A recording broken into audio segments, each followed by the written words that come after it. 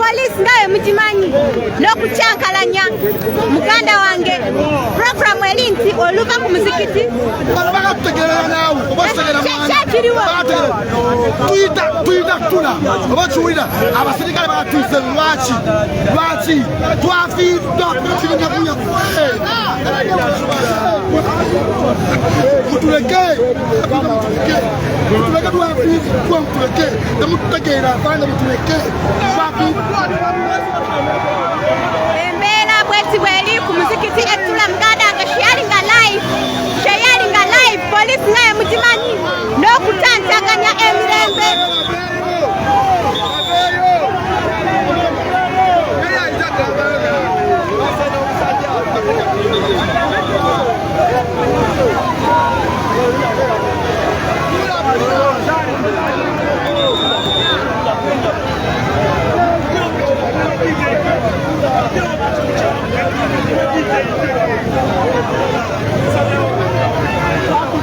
nkugambye sharinga live embeera bweti bweri ku muzikiti nali wansi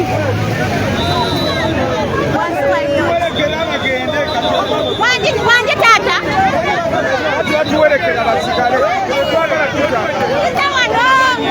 tuyita wano omulamba bagala kuwamba bebamuse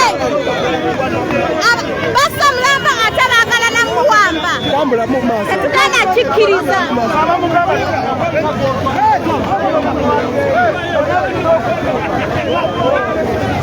tetugenda kukikkiriza embeera bweti bweri wano ku muzikiti ewambako muganda wange poliisi eyagala mulambo kuzza mengo kyokka ng'enteekateeka eri nti omulambo gugenda kasangati makage so kyekino ekiriwo abatuuze bagambye ekimala segirinya mumuleka awumule mwamuze naye temugenda ate tetugenda gendera ku mateeka gammwe finally nga pulezidenti waffe wasiba atugamba nti amaanyi g'abantu gegagenda okukola era abantu bagambye baganda bange abantu bagambye nti ekitasoboka kyekyo segirinya tumuyisa kasangati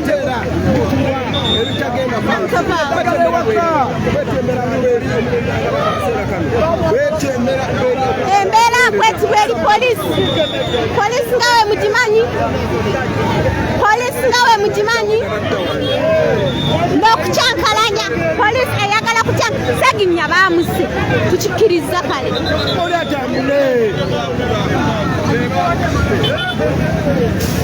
wanji sebo bagala tutegerera mu byantambula balina yitaffe gye twagala kyamutambula polisi obuyinza obutegerera omufu yabugyewa nga yamuse tambula samba maama nze bano abasajja tugenda beeyambulira basaaga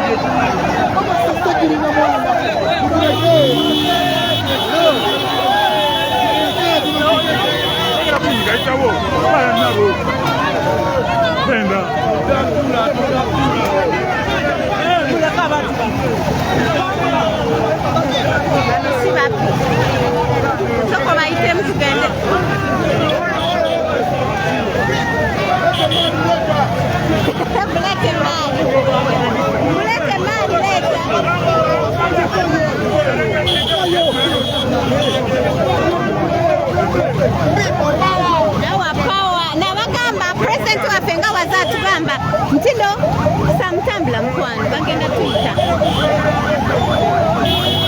President nga wasiba tugamba ntino banange amaanyi g'abantu galina okwogera baganda bagamanyi g'abantu olwaliro googedde abasajja bano betubalaga kye twagala ne ne tukikakasa nti kino kye twagala bannanga abasajja bano basobola otuwa kye twagala olwaleero mukirabeko awo abasirikale bagambye omulambo baguza Mengo kofa ate Mengo okolayo ki Mengo ate kolayo ki Madia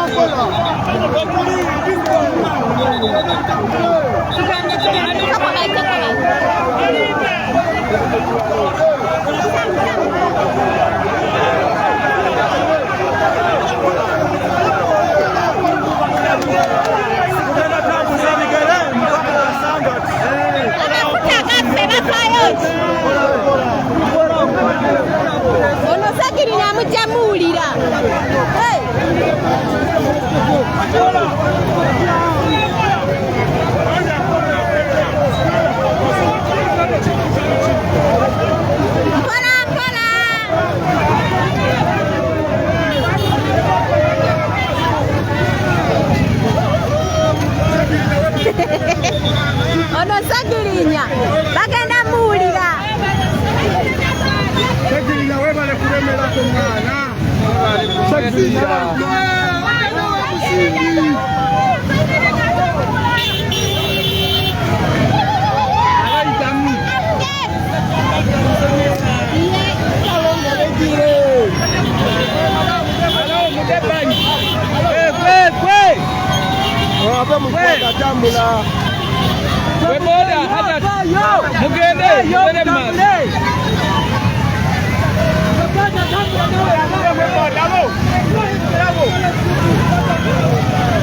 Fight hard, Mr. Update.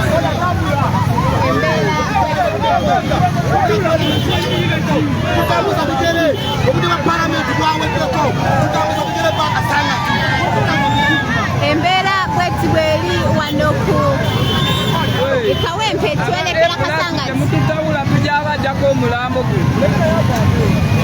tujja kwevugira muleta ambulance ya Sagirinya mu maaso wano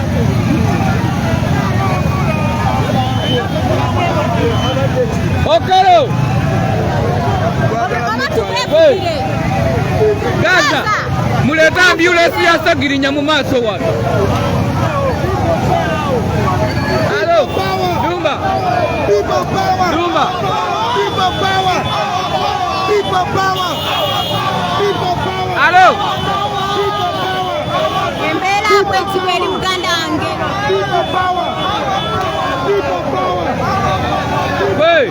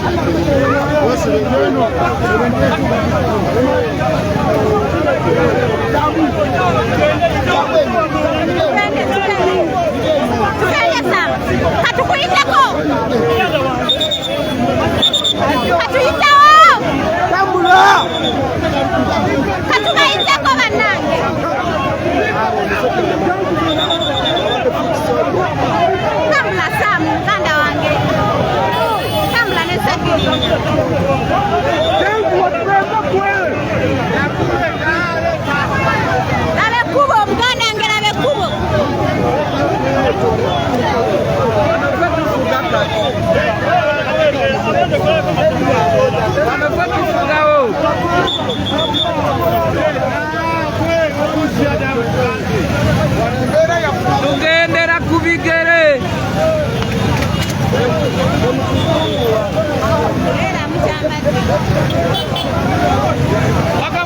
ekuba likwatiridde muganda kirinya mulalamu anko.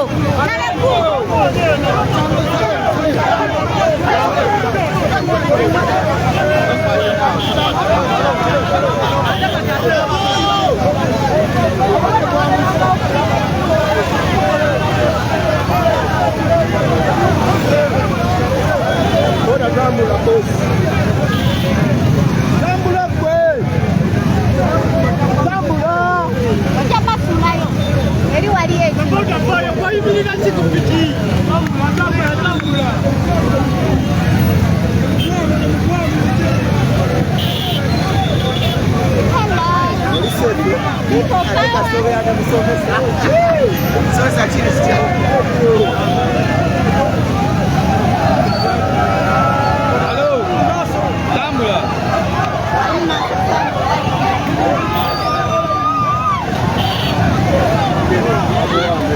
Vai. Alô, vai. Vai nawe. Wabadewo.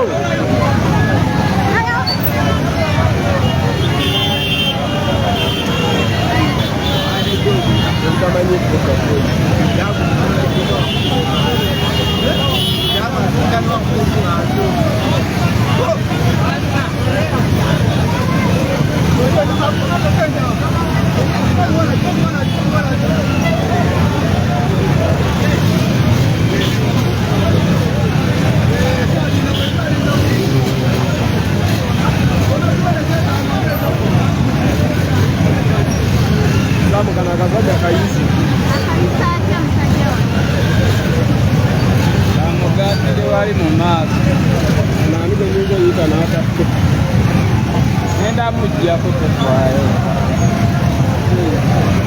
bonna bali maaso ye wali omulimu bosi gazi weri nayita tuma muwolero Dumba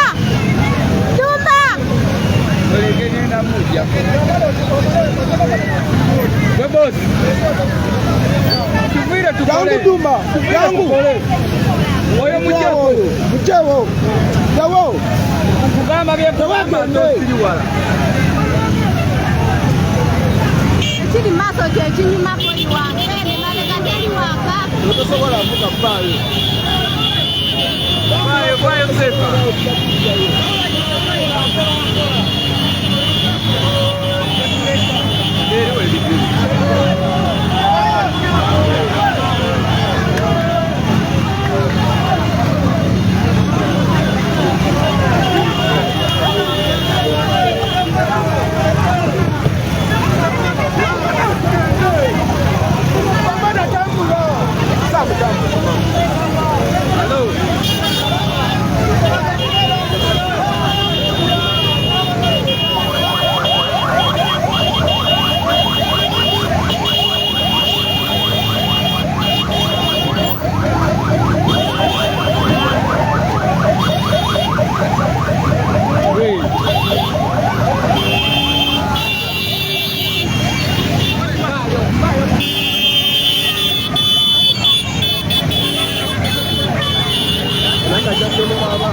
wetula nawe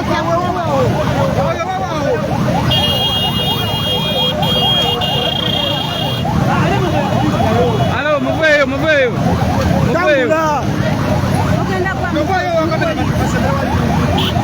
alo sigala wali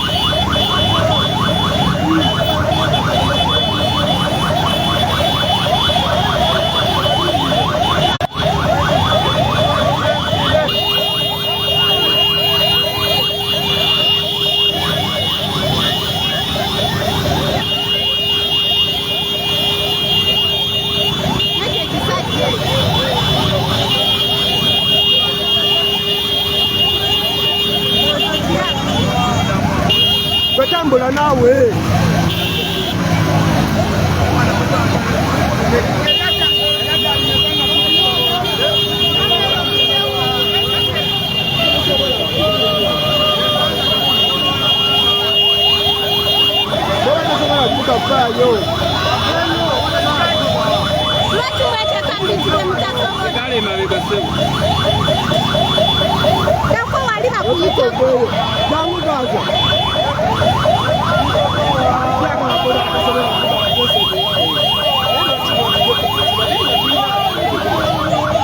Nagambye oyo danoonye piki ziri wali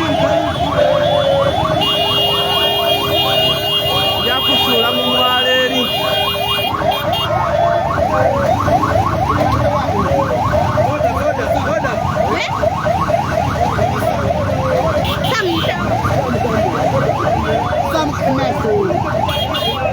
Samudawale wali mbaku. Nakagenda wali maapu, yes. Naye kyambadde ogenda kufuna. Kyambadde funa epiki emu wano. Kati ogudde. Sandi yagitadde. Sandi yagi. Akyambadde.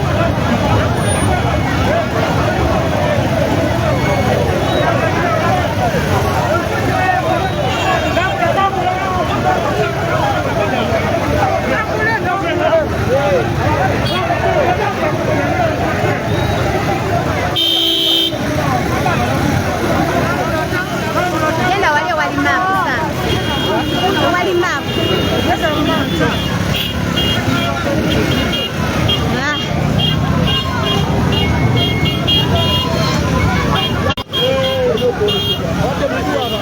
Yes, ndowooza obiwulidde nga bwe bibadde poliisi ebadde yeefuddemu era nga ndowooza eyagala okuba nga ate yeefuga buli kimu, naye Ssewanyana yabagamba nti bannange temugezanga ne mutayipinga rest in peace, mutayipinge fight harder, era ndowooza gyali n'essawa ya kakati yadde mugenzi naye akyalwana era ng'alwanira ddala, era olabye ekibaddewo awo ng'agamba nti nedda tekisoboka, bano abasajja mubasobola, mulwane era okukakana nga babasinziza amaanyi ne bakola ekyo kibadde kisaanidde okuba nga kikolebwa. Si ekyo poliisi ye kyebadde eyagala nti kitambulire ku bo nga bo bwe baagala kibeere.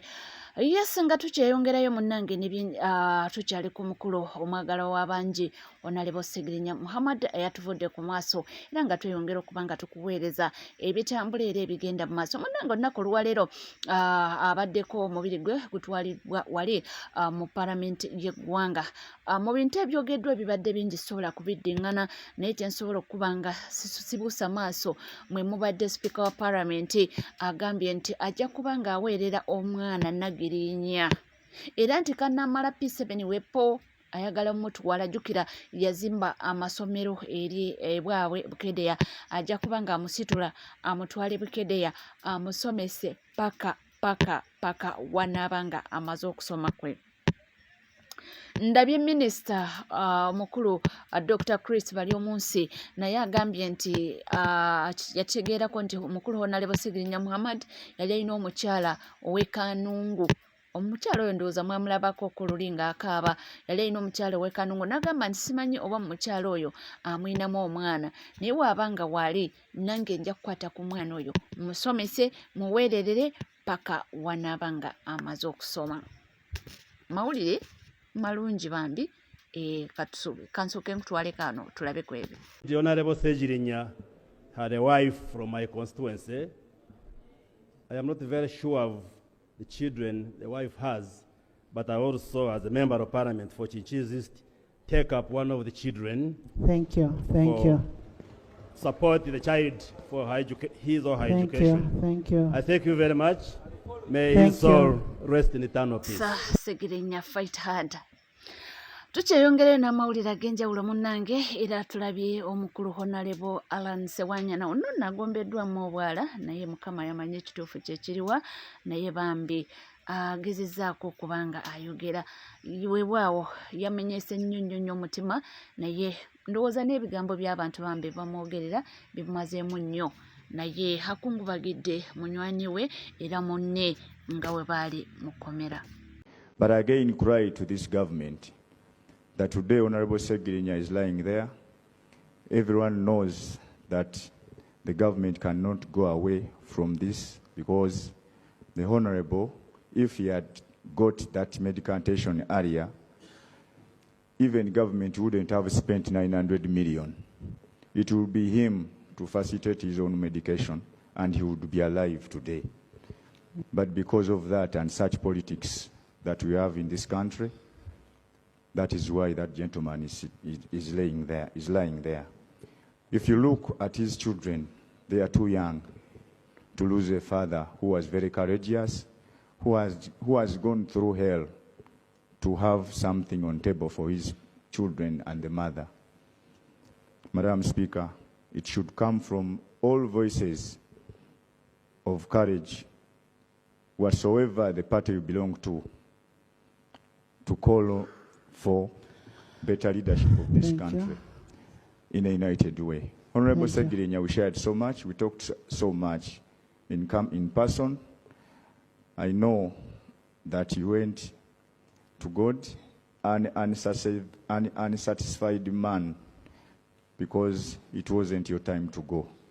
But because of politics, you have gone. Rest in peace, Honorable Ssewanyana. Fight harder. Honorable. Yes, tuli ku NCK TV nkugamba kimu nti wabanga tona subscribinga kekadde subscribinga, ringinga that notification bell, sharinga, likinga, amawulire go gakyali mangi nnyo, tukomawo nago tovaawo.